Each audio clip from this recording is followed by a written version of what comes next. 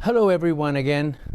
Apologies for the slight delay, but after a year that has been the most amazing year ever, I think we're all glad just to be able to be together again.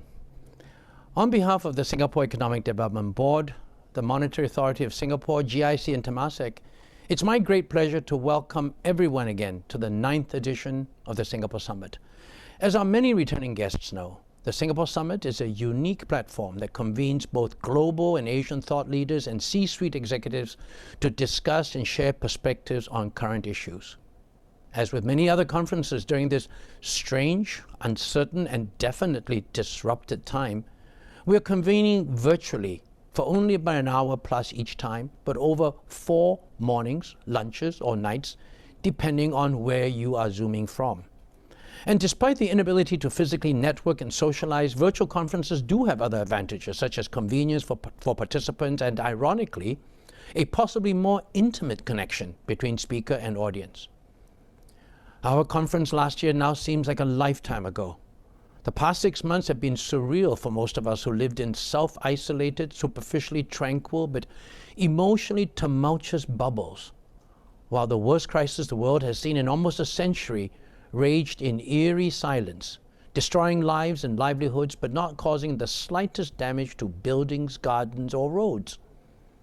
Unlike earthquakes, tsunamis, or wars, disasters that we are inured to, this COVID-19 pandemic touched no physical structures, but left not a single human being in this world untouched. How COVID-19 will permanently change our world, no one knows.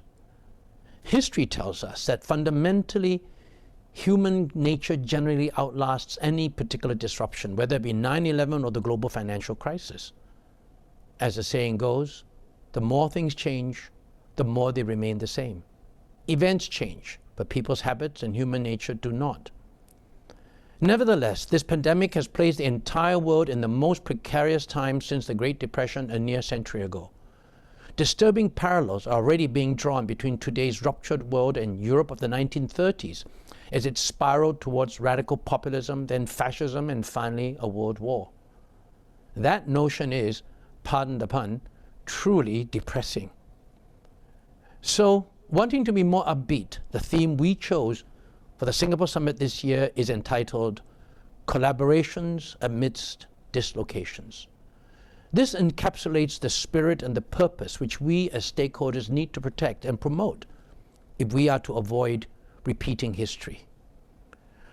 The world in 2019 was preoccupied simply with the long-standing and protracted US trade tensions. The pandemic has aggravated and accelerated the decoupling so much that if it becomes truly a zero-sum game, every country will be worse off, and global economic recovery will suffer a deep and long setback. Unfortunately, with 2/3 of all Americans viewing China as its primary enemy and even an existential threat, the outcome of the November presidential elections are more likely to affect the tenor rather than the substance of the decline in bilateral relations.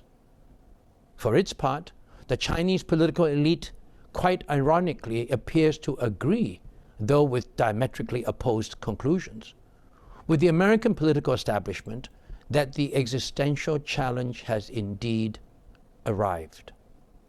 Imbued with a long historical view, the Chinese perspective today, shared by an overwhelming majority of the population, is that China's civilizational rise to its rightful place under the sun cannot and should not be stopped. They further believe that Western civilization is determined to contain China's rightful ascendancy after centuries of humiliation. And buoyed by its success in overcoming the COVID pandemic, and yet stung by blame for letting the virus spread beyond control, an emboldened China has been upping its ante with displays of power projection in geopolitical hotspots, from the South China Sea to Hong Kong and the Himalayan borders. These sporadic bursts of assertiveness from China in recent months have caused ripples of backlash across the entire Indo-Pacific, creating anxiety with not only Washington but also other major powers, including Europe and Japan. How hot then could this Cold War get? How far can this vicious cycle and exchange of fire and brimstone in this war of trade, technological leadership, and national security escalate before a historic rupture occurs?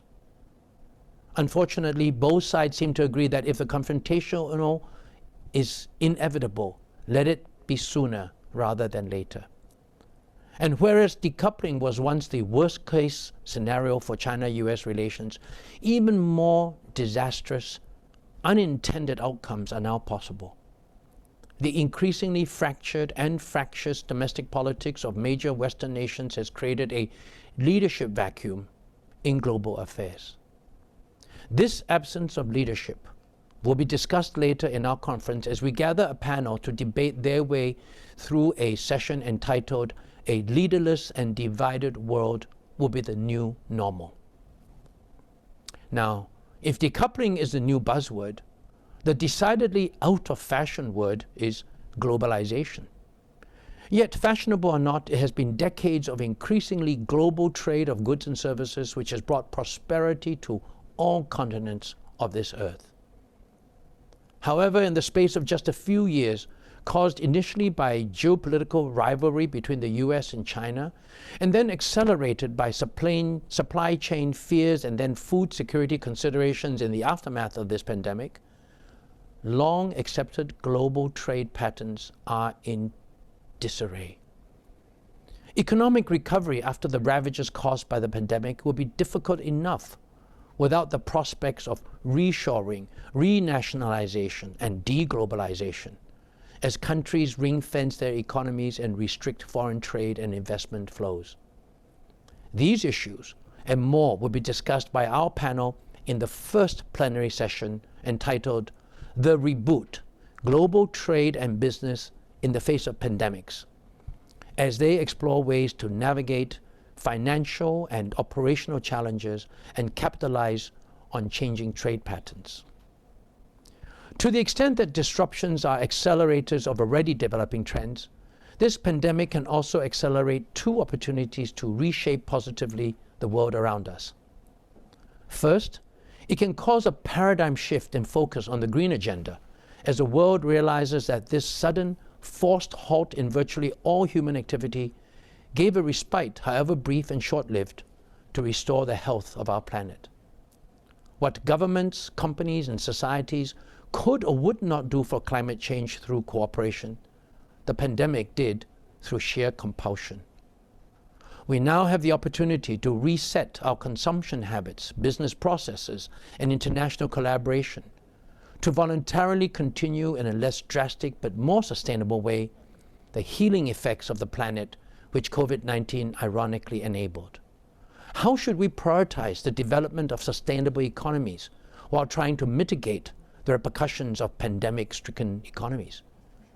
We will review this in our second plenary session, titled "From Brown to Progressive Shades of Green: Has the Pandemic Advanced the Sustainability Agenda?" Second, and linked to this, is the debate on inequality and the excesses of financial capitalism. Social and economic disparities are most apparent among communities engaged in the informal economy space. Such employment represents 90% of total employment in low-income countries and 67% in middle-income countries. But despite best efforts by some governments, these groups continue to incur uncountable, underreported, and overlooked costs. As the virus spreads to poorer countries, the mutually reinforcing cycle of poverty that both feeds on and widens pre-existing social vulnerabilities makes inclusive growth an elusive quest for marginalized communities. These challenges will require tri-sectoral cooperation between governments, companies, and civil society to create more resilient, robust, and equitable societies. Our third plenary, entitled "Can the Coronavirus Pandemic Be a Catalyst for Inclusive Growth?" will delve into these issues. Our fourth plenary, entitled "Digital Connectivity and Cross-Border Flows in a Post-COVID World," will address the unintended effect of COVID, the accelerated shift towards digitalization. This development has not only provided the world with some semblance of normality and continuity during the extended lockdown period, but significantly, it has given a boost to companies and governments alike to embrace digital applications and automation in a speed and manner not seen before. Will we see a rise in digital economies and companies leapfrogging and capitalizing on these new forms of connectivity to build sustainable and resilient businesses? On the other hand, will bifurcated digital platforms, a possible consequence of the US-China rift, lead to chaotic economic and technological systems, which are as unpredictable as they are inefficient? Digital protectionism will ultimately be a lose-lose proposition for the global economy, but seems inevitable from where we stand today. For the final segment of our conference, we are honored to have as our distinguished guest speaker, Minister Nadiem Makarim, Minister of Education and Culture from the Republic of Indonesia, to share his insights. As the co-founder of Gojek, the Indonesia ride-sharing unicorn, Minister Nadiem will be able to speak from the perspective of a business, political, and societal leader, and how the pandemic will shape the future of education for the centuries to come. Thank you.